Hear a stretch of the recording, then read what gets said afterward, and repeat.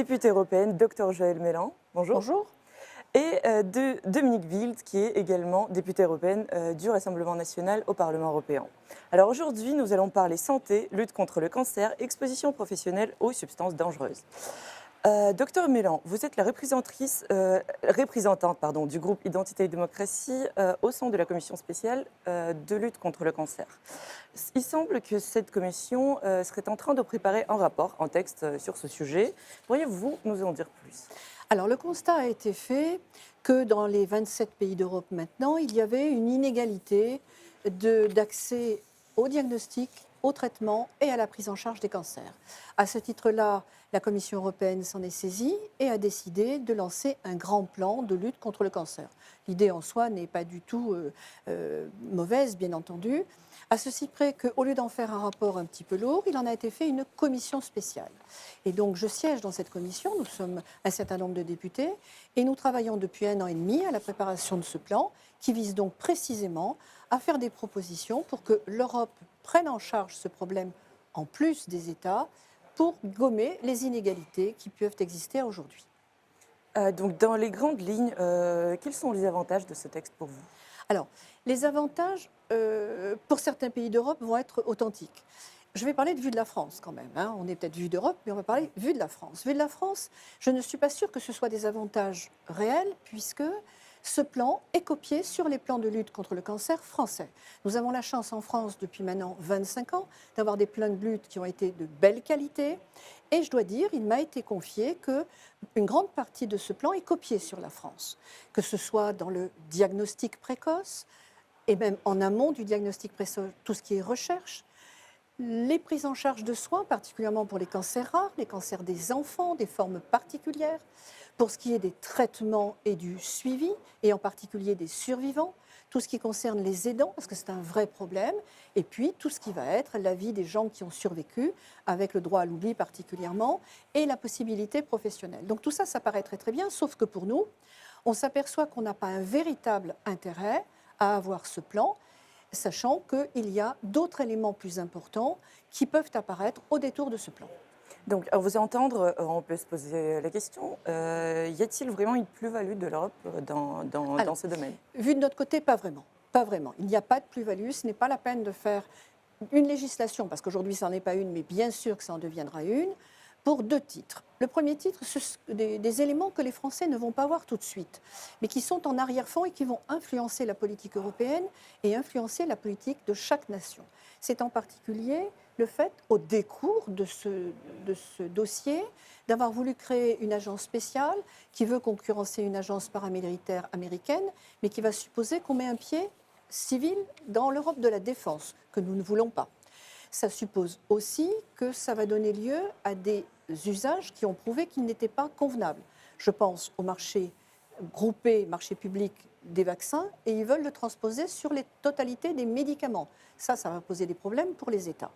Mais au-delà de ça, dans la vie quotidienne des Français, nous allons avoir des problèmes quant à nos habitudes.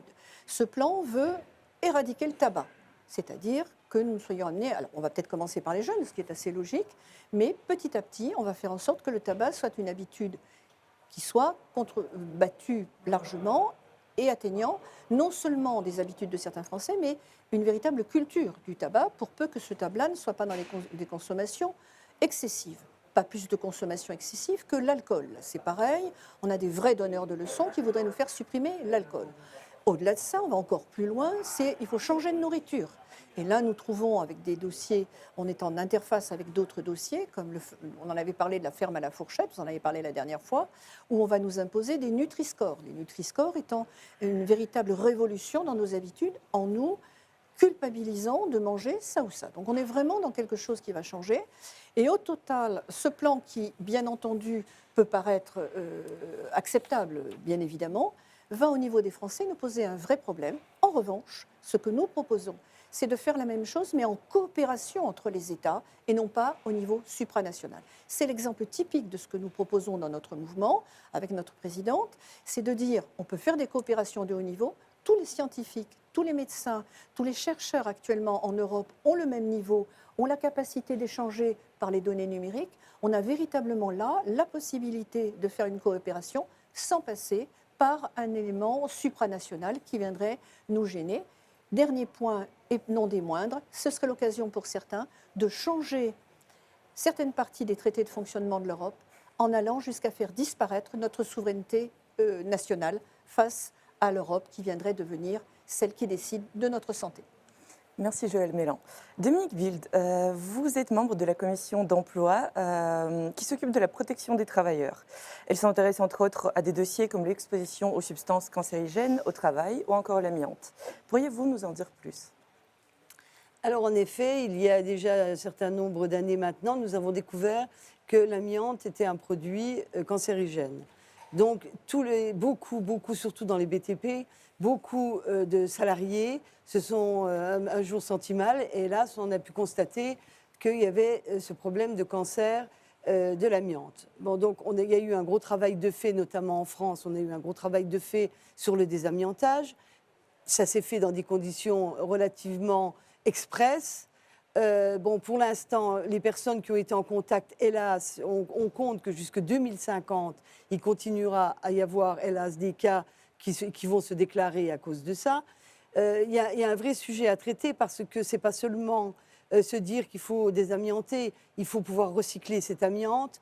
Pour l'instant, il y a quelques usines qui sont mises en place pour ça, mais ça coûte relativement cher. Moi, dans ma région Grand Est, il y avait un projet d'une usine qui devait d'ailleurs faire 200 emplois. Hélas, ça n'est pas venu jusqu'au bout. Donc, pour l'instant, si vous voulez, on part au plus pressé. Mais dans le travail, il y a l'amiante, mais il y a aussi d'autres maladies. Les agriculteurs, maintenant, commencent à avoir la maladie de Parkinson.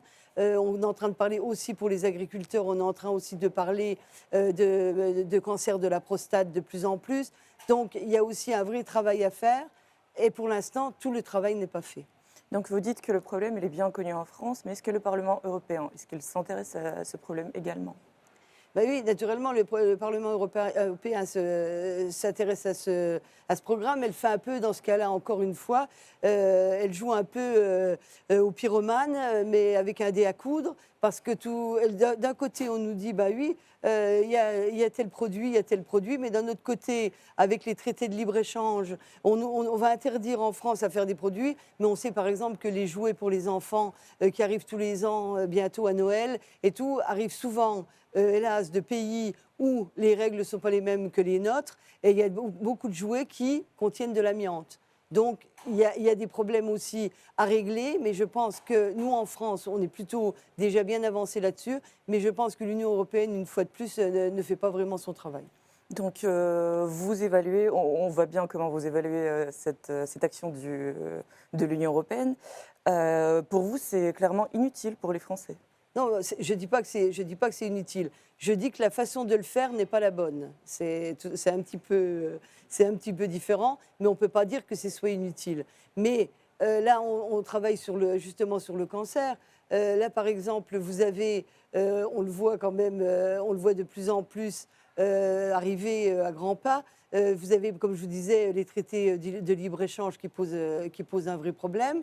Et puis, vous avez les autres maladies qui continuent à arriver et qui posent un vrai problème. Et vous avez, sans vouloir le citer, le problème du Covid, par exemple, dans les pays que l'on aide, comme l'Afrique, parce qu'on a tout misé sur le Covid, mais seulement on a oublié de continuer à vacciner pour d'autres maladies. Et à cette heure-ci, avec le turnover des pays, avec les migrations perpétuelles, on voit arriver en France des maladies qu'on ne voyait plus depuis des années. Donc là aussi, l'Union européenne n'est pas dans les règles et ne fait pas ce qu'il faut. Merci Dominique Wild. Je vous en prie. Merci Joëlle Mélan et merci à vous de nous avoir suivis aujourd'hui. On se retrouve bientôt pour un nouveau numéro de Vue d'Europe.